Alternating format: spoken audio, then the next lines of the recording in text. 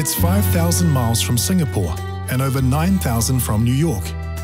Yes, New Zealand's South Island is a long way away from the rest of the world, but it's that distance that helps make the city of Dunedin so special.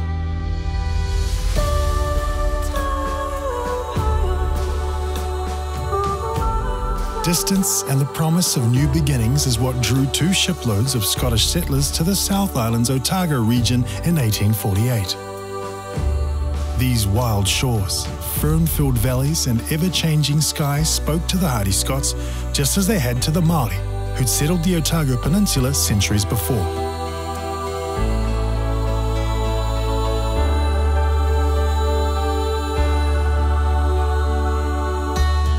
The industrious Scots made their mark all over New Zealand, but nowhere is the Caledonian spirit more alive than in Dunedin.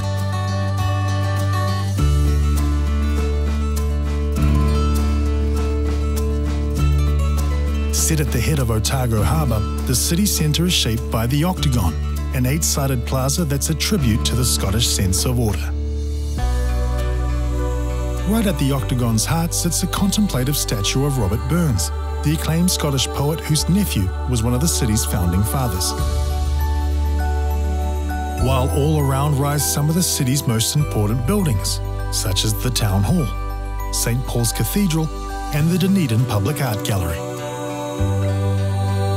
From here, Dunedin spills out in all its bluestone beauty.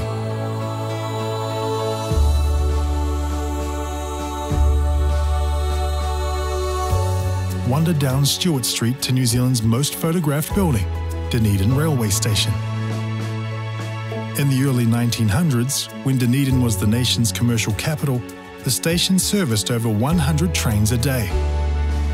Today it serves as the departure point for scenic adventures along the Otago coast and into the rugged interior.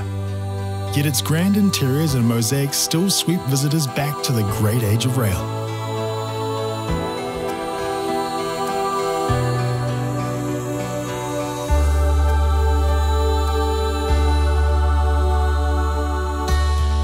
Just up the tracks, venture back even further at the Toitū Otago Settlers Museum.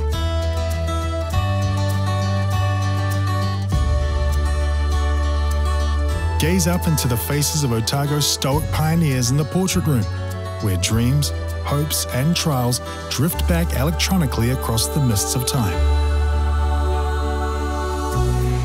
Just behind the museum, the Dunedin Chinese Garden quietly celebrates the contribution Chinese settlers have made to the region, particularly during the 1860s gold rush.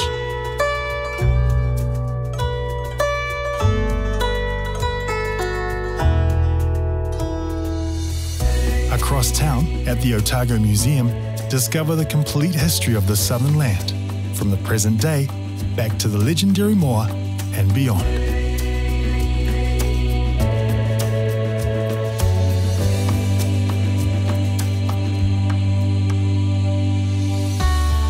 Just a short walk from the museum, step into Olveston House, once the family home of a prosperous merchant and arts patron. Filled with exotic arts and antiques, as well as everyday objects, this 35-room Edwardian time capsule is a fascinating window into Dunedin's glory days.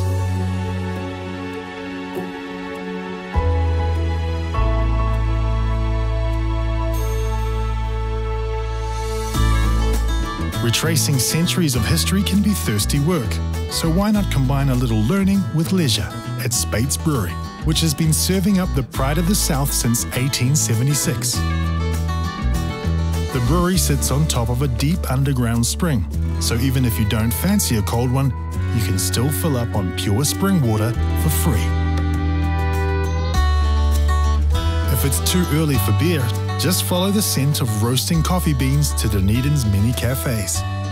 Dunedin is the home of New Zealand's first university, whose students keep the city's creative juices bubbling, from its innovative dining, live music scene, to its fabulous street art.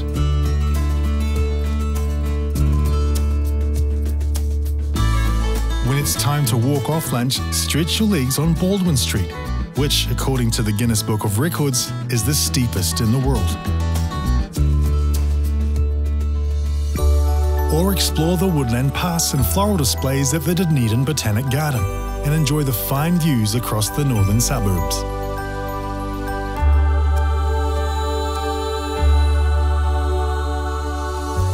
Just a 10-minute drive south from the city centre is St. Clair Beach, a popular summertime hangout for generations of Dunedinites, and for those crazy enough, the site of the annual midwinter plunge.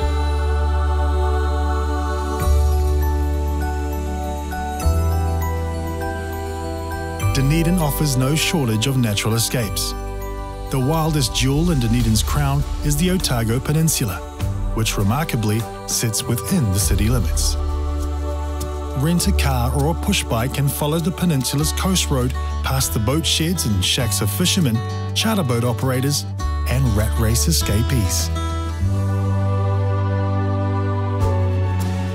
Head into the hills through forests and farms to New Zealand's only castle. Referred to by its creator simply as the camp, Larnach Castle is anything but.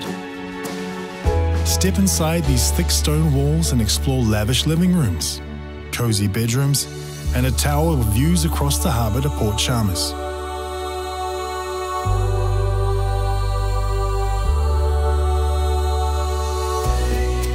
Further up the peninsula is another of Otago's most important buildings, the Ōtākou Marae. Built on the site of an important Māori settlement, this meeting house is the hub of Ngāi Tahu cultural life.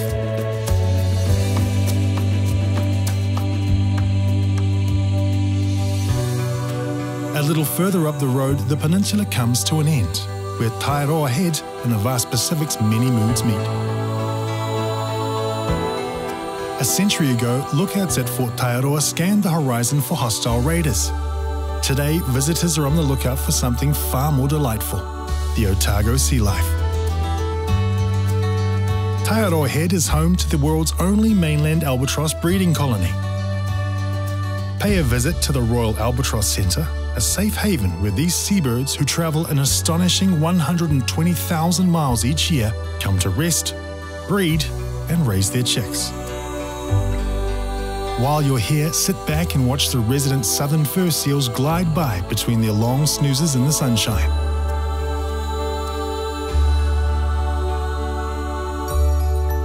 And if you hang around till dusk, you'll catch little blue penguins, the world's smallest, return from a big day at sea to the warmth and safety of their burrows.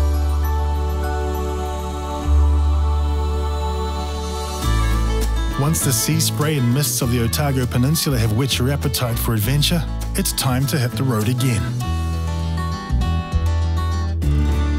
Just to Dunedin's north, stop in and say hello to rare yellow-eyed penguins at Shag Point.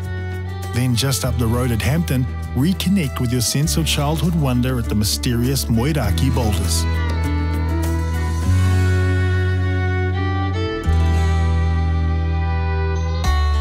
At the historic farming and port town of Oamaru, Victorian warehouses and stores have become places where imaginations run free, earning the town the title of the steampunk capital of the world.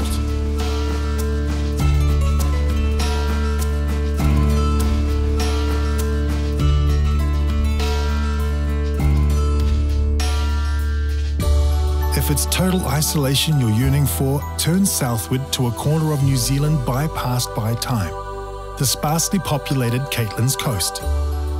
Explore Mother Nature's ancient forests and let her watery vales enchant you at Purakaunui Falls.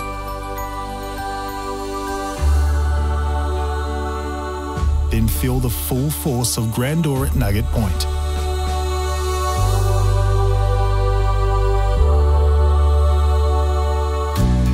To the west, central Otago beckons, from its historic gold towns all the way to Queenstown's lakes and the Remarkables.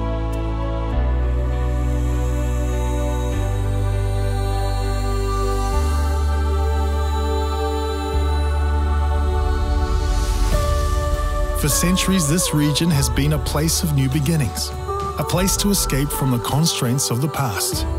Today, more than ever, we need places that allow us to catch our breath, experience a little magic, and continue our journeys renewed. Dunedin always has been, and always will be, one of those places.